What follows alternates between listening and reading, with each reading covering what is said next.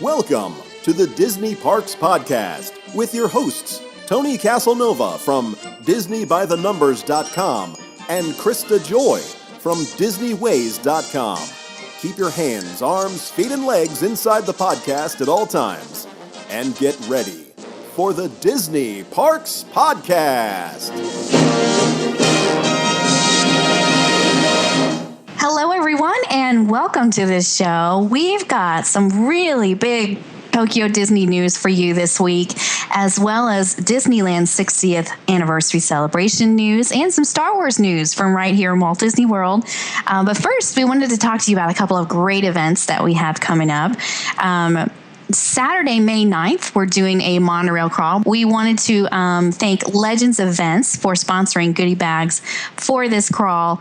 They are bringing your favorite Disney stars to you. You can check out Legends Events at facebook.com/Legends Events Group. Thank you guys again for sponsoring goodie bags. And then on the All-Nighter, for the All-Nighter, we have that coming up next as well. And for that event, we want to thank Big Ears Adventures for sponsoring goodie bags for the All-Nighter meetup. And I don't have the date on here for some reason, but I think it's what day is that? May 22nd. May 22nd. We are going to be meeting at Tomorrowland Terrace. I think we're doing that at 9:30.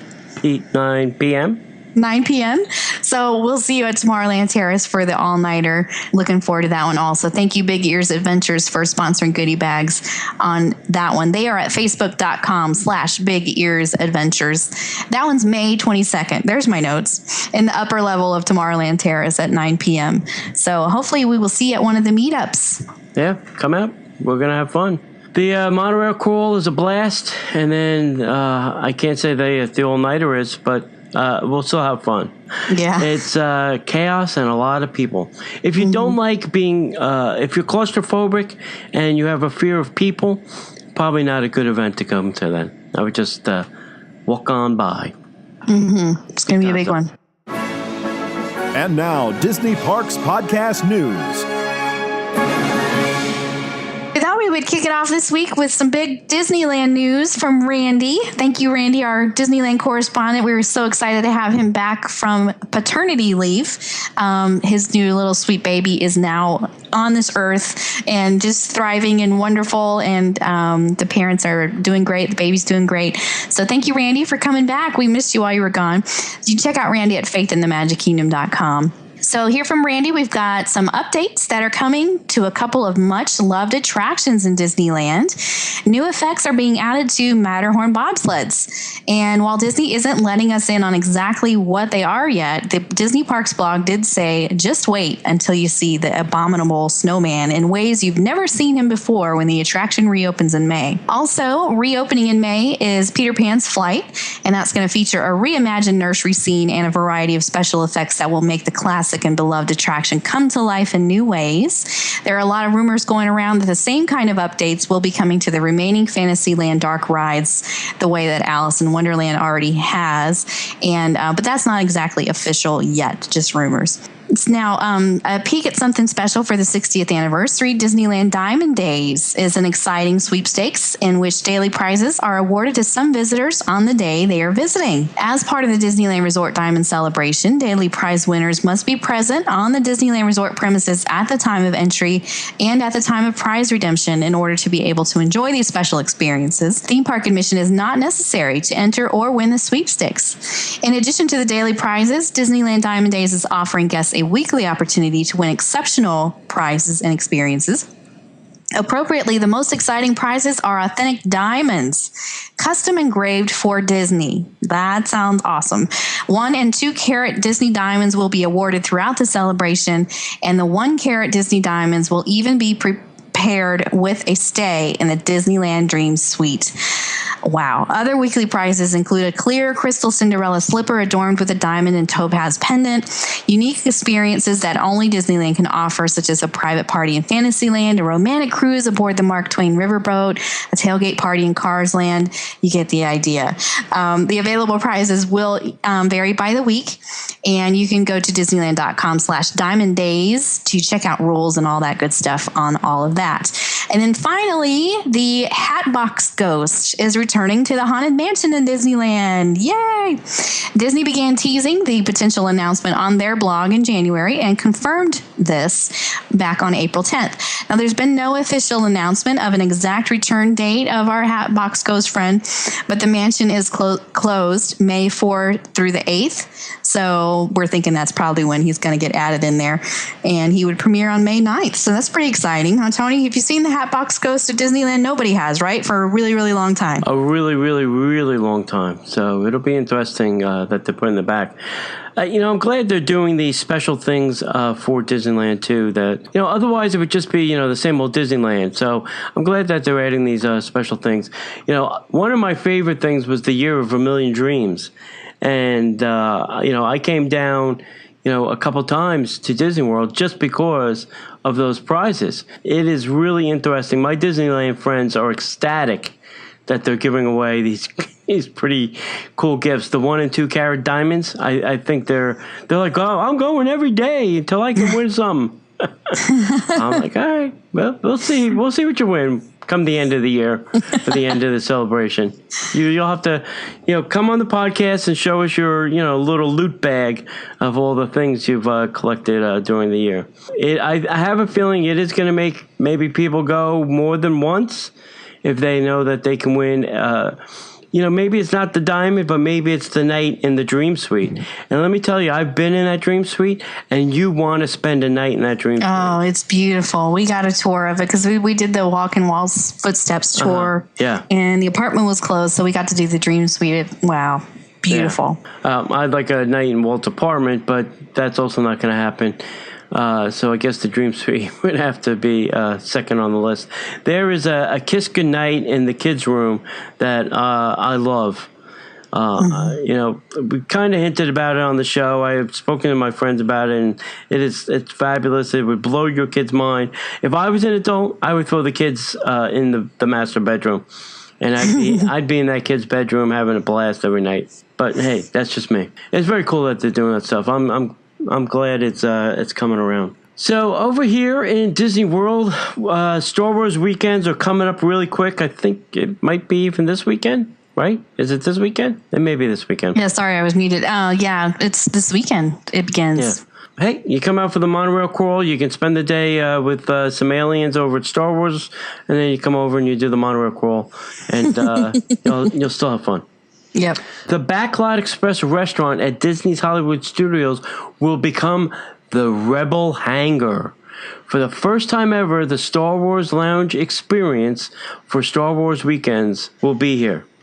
So bring your tastes and take your place in the makeshift home of visiting pilots, renegades, and smugglers and enter the Rebel Hangar. So this will be every Friday, Saturday, and Sunday during Star Wars weekends from May 15th to June 14th from 4 p.m. to 9 p.m. Once the thriving port in a system in the Outer Rim, the abandoned space now serves as a rest stop and a hangout for cosmic travelers of all kinds. So some of the things that they're going to be serving are like spiced pork wings topped with piquillo pepper sauce, slider sampler featuring barbecue braised brisket with coleslaw and barbecued pulled chicken with arugula, hummus with red pepper coulis, black sesame dusted corn tortilla chips, and key lime cake. I don't know what key lime cake has to do with space. I'm really not sure. Are they saying key limes are in space? It's so good. It's out of this world. Now here's the crazy thing. Now the Backlot Express is normally quick service, but for this special event on Fridays and Saturdays between 4 and 9, you will need to make a reservation, and you need to call 407-WDW-DINE or 407-939-3463 to reserve your space for this event, this dining experience. It's not, normally you could just walk up there, grab something, it's all quick service, but for this event, you will need to make a reservation. Go do that at 407-WDW-DINE. So also, we are hearing that the Share a Coke promotion will bring some special Coke bottles to WDW and Disneyland this summer, featuring characters and attractions. Very interesting. So that means that people will be just buying Coke ad nauseum just to collect these bottles. Right? Yes. Yeah. Yes. That's terrific. That'll be good. So you won't be able to find any Coke in the parks during the summer when you want to drink.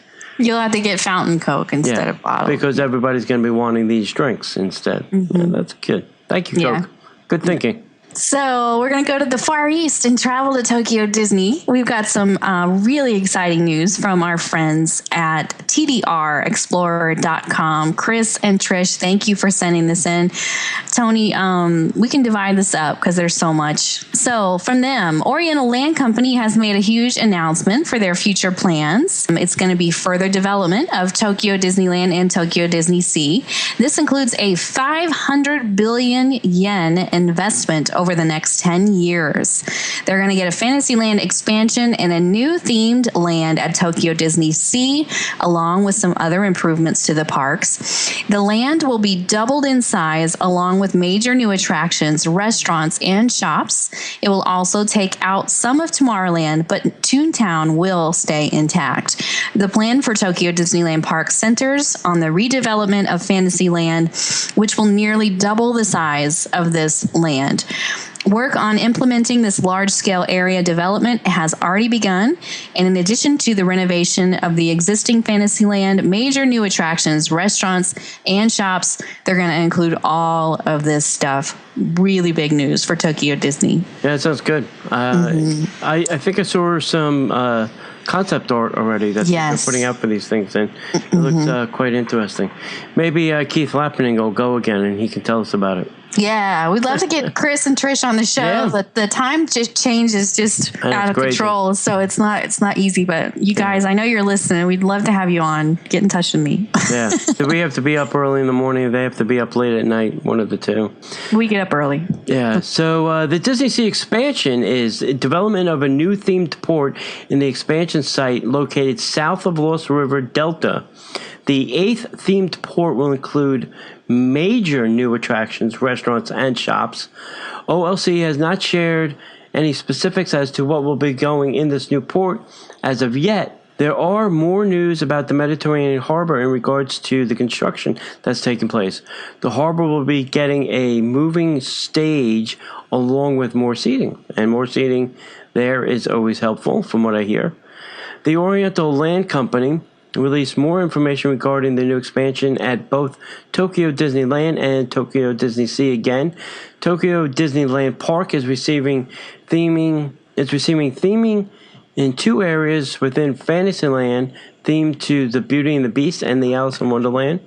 And then the Tokyo Disney Sea will get a new port themed after Scandinavia with portions of a specific to Frozen. Thank you. Let it go. Let it go. I would love to let it go if they could. All areas will include attractions, restaurants, and other facilities, and all of this will be scheduled for after the fiscal year of 2017. And I think Disney's fiscal year is based on the calendar year, so sometime in 2017. So it'll be interesting. I'd like to know how much more space. I mean, they're expanding these two lands, Tokyo Disneyland and Tokyo Disney Sea. I'd like to know how much more space they have to, make this thing bigger. They are the Oriental Land Company, so probably got lots of land. Have you seen a map of Tokyo? There is not land to be had. Tokyo has the highest per square foot residential of any place to live, I think, on Earth. That's how expensive it is to live there. So I don't think they have. I don't know. Maybe they bought a whole bunch of land and they've just been doing what we do down here in Disney World. It's just slowly expand it and make it a little bit bigger. Yeah, maybe. I don't know. I'm gonna have to go look at a map now. I want to see the area around there. Yeah. Unless they're putting a second floor on Disneyland in Tokyo. That'd be cool. Frozen. Upstairs. Yeah, go upstairs and meet Elsa. Yeah, go upstairs and meet Elsa. So. Well, they're saying there's also going to be, so all inclusive here, we've got renovations or creation of attractions and entertainment, hardware development to enhance the guest experience. They're going to have restaurant improvements, easing of congestion, and they're going to do something to protect guests from weather elements, strengthening the backstage areas, and then finally they're going to be strengthening the hospitality level. So these are the goals that the press release said for Tokyo Disney. So a lot going on there, and looking forward to having Trish and Chris on the show. Hopefully they can come on periodically and let us know how improvements are coming, because this is over 10 years. This is all going to happen. Fantastic. Okay, hardware development to enhance guest experience. That Sounds like a magic band. Exactly. That is language for a magic band. Nothing enhanced your experience more than a magic band. I don't know if those people would like a magic band. They would be digging it. Maybe they will. They're the ones that invent all the technology we get over here. So yeah. And I wish they would have some measures to protect guests from the weather elements here in Florida. Oh, wouldn't that be great? Air-conditioned Main Street, please. I'll take it. It doesn't even have to be air-conditioned. At least just cover it so that the sun's not beating down on us all day long. Yeah, it's covered out there, I think. Yeah, they do have a lot of areas covered. Who was saying it? And also in Paris. It's got some covered areas. Like, you can walk down Main Street or you can walk the alley of Main Street, and that's covered and inside. It'd be nice if they did some of those things here. I guess they just don't care. Okay, so that's it, right? Nothing else? Nothing exciting? Yep, that wraps it up, unless you have any movie reviews or anything you need to share. Oh, yes. Let's talk about Marvel for a second. Avengers, Age of Ultron. You did not see that, right, Krista? You passed? Right. Yeah. I passed on that one, yes. You passed. I will tell you this. If you are a Marvel fan or person of liking Marvel stuff, then I highly recommend go seeing this movie. It is fantastic. The directing, the writing, the acting, the special effects, the whole 9 yards is something that you should not miss. I think the storyline was great. I think there's going to be some kind of crossover to the TV show. Is my prediction. There's going to be some of this kind of leads to the TV show. Some of this kind of leads to the other two movies that are coming out, Ant-Man and other things that Marvel has coming out in the pipeline. But really, if you have kids, teenagers, guys, girls, whatever gender, I think everybody will love this. I think it was a great movie. And it's funny because in some of the scenes where they say something funny, like a punchline, there's actually like a little pause where nobody says anything because they know like the audience is going to laugh, and then they start with their dialogue again.